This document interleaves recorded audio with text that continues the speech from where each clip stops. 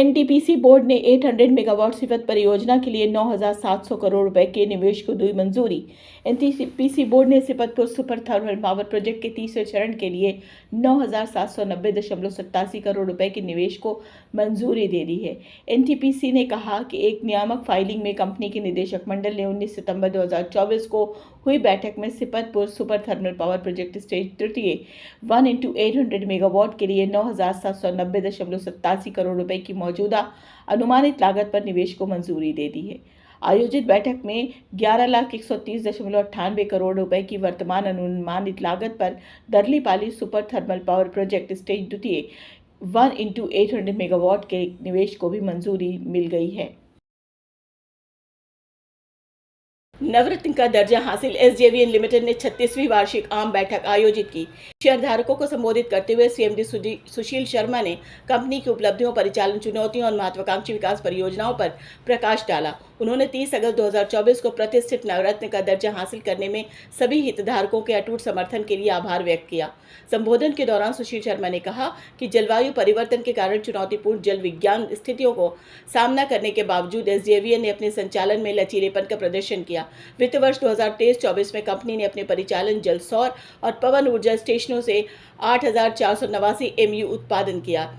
जुलाई 2023 में क्रमशः 1500 megawatt NJHPS और 414 मेगावाट रामपुर HPS द्वारा 39,570 MU और 10,009.71 MU का उच्चतम दैनिक उत्पादन शामिल है। सभी परिचालन परियोजनाओं में 1590.72 MU का अब तक का सबसे अधिक मासिक उत्पादन दर्ज किया गया है। अगस्त 2023 में रामपुर HPS ने भी उस महीने में 3,037.165 MU का उच्चतम मासिक उत्पादन हासिल किया। वित्तीय वर्ष 2023-24 के दौरान कंपनी ने 2,533.59 करोड़ रुपए का स्टैंड अलोन राजस्व कमाया है और टैक्स के बाद स्टैंड अलोन 908.40 करोड़ रुपए हो रहा है। NHAI ने 6,661 करोड़ रुपए के toll operator transfer TOT bundle 16 को मंजूरी दी। NHAI ने टोल ऑपरेटर और ट्रांसफर TOT बंडल 16 को 6,661 करोड़ रुपए में आवंटित किया है। TOT बंडल 16 के लिए वित्तीय बोलियों 18 सितंबर 2024 को खोली गई, जो तेलंगाना राज्य में NH 44 के हैदराबाद नागपुर कॉरिडोर पर 251 किलोमीटर लंबे खंड के लिए है और इसे 6,661 करोड़ रुपए में मेसर्स हाईवे इंफ्रास्ट्रक्चर ट्रस्ट को आवंटित किया गया है। TOT बंडल की रियायत अवधि 20 वर्ष की है, जिसमें रियायत ग्राही को खंड का रखरखाव और संचालन करना होगा। इसके बाद भी रियायत ग्राही NH शुल्क नियमों के तहत निर्धारित शुल्क दरों के अनुसार खंड के लिए उपयोगकर्ता शुल्क एकत्र करेगा और उसे बनाए रखेगा। वित्त वर्ष 23-24 में NHAI ने वित्त वर्ष के लिए 10,000 करोड़ रुपए के मुद्रीकरण लक्ष्य के मुकाबले में 15,968 करोड़ रुपए के 4 TOT बंडल दिए। TOT बंडल 16 के लिए सफल पुरस्कार पर टिप्पणी करते हुए NHAI के अध्यक्ष संतोष कुमार यादव ने कहा, TOT सड़क नेटवर्क के मूल्य को अनलॉक करने में सहायक रहा है और इसने देश में राष्ट्रीय राजमार्ग नेटवर्क के लिए विकास में बहुत योगदान दिया है। मुझे खुशी है कि हमने TOT बंडल 16 से 6,661 करोड़ रुपए जुटाए हैं। वित्त वर्ष में 24 में TOT मोड की सफलता दर 100% थी। Power grid corporation of India को DRDO से हाई एल्टीट्यूड सस्टेनेंस टेक्नोलॉजीज मिली। रक्षा अनुसंधान और विकास संगठन DRDO के तहत एक अग्रणी प्रयोगशाला in defence institute of physiology and allied sciences DIPAS ने 21 सितंबर 2024 को जम्मू में PGCIL के क्षेत्रीय मुख्यालय में कार्यशाला के दौरान power grid corporation of India limited PGCIL को महत्वपूर्ण उच्च ऊंचाई वाली जीविका प्रौद्योगिकियां सौंपी। यह कार्यशाला लद्दाख में 5,000 megawatt Pang Kaithal high voltage direct current HVDC परियोजना के हिस्से के रूप में कर्मचारियों को उच्च ऊंचाई वाले संचालन के लिए तैयार करने के लिए आयोजित की गई थी। 15,760 फीट की ऊंचाई पर स्थित पैंग कैथल HVDC परियोजना लद्दाख क्षेत्र में ऊर्जा सुरक्षा और भारत के राष्ट्रीय ग्रिड में सौर ऊर्जा के व्यापक एकीकरण की दिशा में एक महत्वपूर्ण कदम है।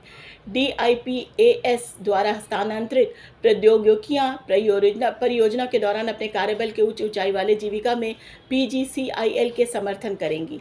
DIPAS के निदेशक डॉक्टर राजीव वार्ष्णेय ने पैंग कैथल HVDC परियोजना PGCIL के मुख्य प्रबंधक अमित शर्मा प्रभारी के साथ कार्यक्रम की अध्यक्षता की। कार्यशाला में DRDO के वरिष्ठ वैज्ञानिक और PGCIL के अधिकारी उपस्थित थे। हुडको ने PMAU 2.0 के तहत 1 लाख करोड़ रुपए के संभावित ऋण सहायता की घोषणा की। Housing and urban development corporation limited हुडको ने प्रधानमंत्री आवास योजना शहरी 2.0 PMYU 2.0 की योजना के तहत 75,000 करोड़ रुपए से 1 लाख करोड़ रुपए के बीच ऋण सहायता देने के लिए अपनी क्षमता की घोषणा की है। हुडको को ब्याज सब्सिडी के लिए केंद्रीय नोडल एजेंसी CNA में एक और PMAYU 2.0 योजना के तहत परियोजनाओं की डेस्क सह साइट चेक जांच करने के लिए तकनीकी संस्थानों में से एक के रूप में नियुक्त किया गया है।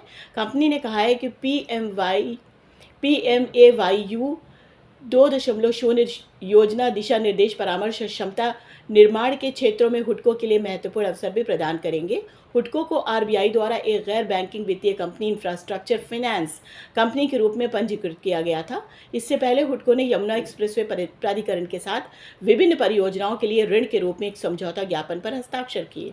BPCL ने E20 नेटवर्क के लिए 4,289 ईंधन स्टेशनों को तक विस्तारित किया। Bharat petroleum corporation limited BPCL ने अपने E20 ईंधन पेशकश के विस्तार के लिए एक व्यापक प्रयास कर रहा है। E20 पेट्रोल की मात्रा के अनुसार 80% मोटर गैसोलीन ईंधन के साथ मिश्रित 20% निर्जल इथेनॉल होता है। BPCL के E20 नेटवर्क में अब 4,289 ईंधन स्टेशन शामिल है, जो कंपनी की कुल ताकत का 18% कवर करते हैं। उपलब्ध आधिकारिक आंकड़ों के अनुसार 1 सितंबर 2024 तक कुल 82,617 PSU खुदरा दुकानों में से 16,059 PSU आउटलेट E20 एथेनॉल मिश्रित मोटर स्पिरिट का वितरण कर रहे हैं। सार्वजनिक क्षेत्र की तेल विपणन कंपनियों OMC ने 2023 में E20 पेट्रोल बेचना शुरू किया।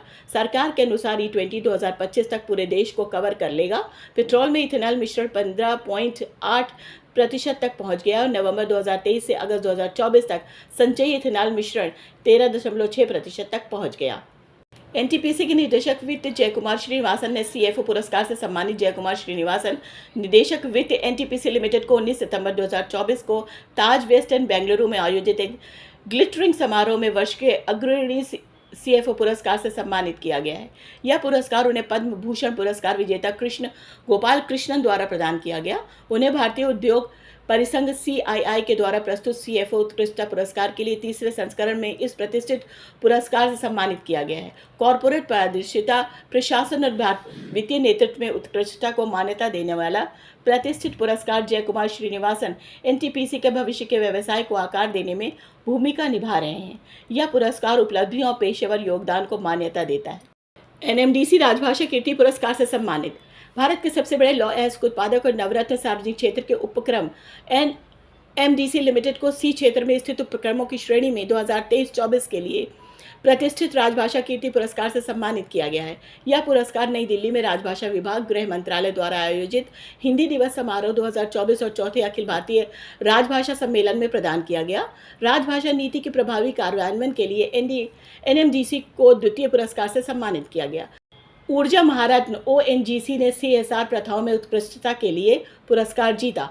भारत की ऊर्जा महारत्न ONGC को CSR प्रथाओं में उत्कृष्टता के लिए सम्मानित 23वां एशिया प्रशांत HRM कांग्रेस पुरस्कार 2024 से सम्मानित किया गया है। यह सम्मान समुदायों को सशक्त बनाने और सतत विकास को बढ़ावा देने के प्रति हमारे दृढ़ समर्पण को दर्शाता है। इस अवसर पर ONGC ने कहा, एक साथ मिलकर हम एक उज्जवल, अधिक टिकाऊ भविष्य का मार्ग प्रशस्त करते हैं। ECL निदेशक कार्मिक के लिए गुंजन कुमार सिन्हा की अनुशंसा। सार्वजनिक क्षेत्र उद्यम चयन बोर्ड ने 20 सितंबर 2024 को ईस्टर्न कोलफील्ड्स लिमिटेड ECL के निदेशक कार्मिक के पद के लिए गुंजन कुमार सिन्हा की सिफारिश की। गुंजन कुमार वर्तमान में कोल इंडिया लिमिटेड CIL में महाप्रबंधक हैं। उन्हें 24 उम्मीदवारों के समूह में से चुना गया है। PESB ने भारत को Coking Coal Limited, Northern Coalfields Limited, Coal India Limited, Mahanadi Coalfields Limited, Central Coalfields Limited, Eastern Coalfields Limited, Steel Authority of India Limited, Bharat Heavy Electricals Limited और भारतीय रेलवे कार्मिक सेवा के आवेदकों का साक्षात्कार लिया।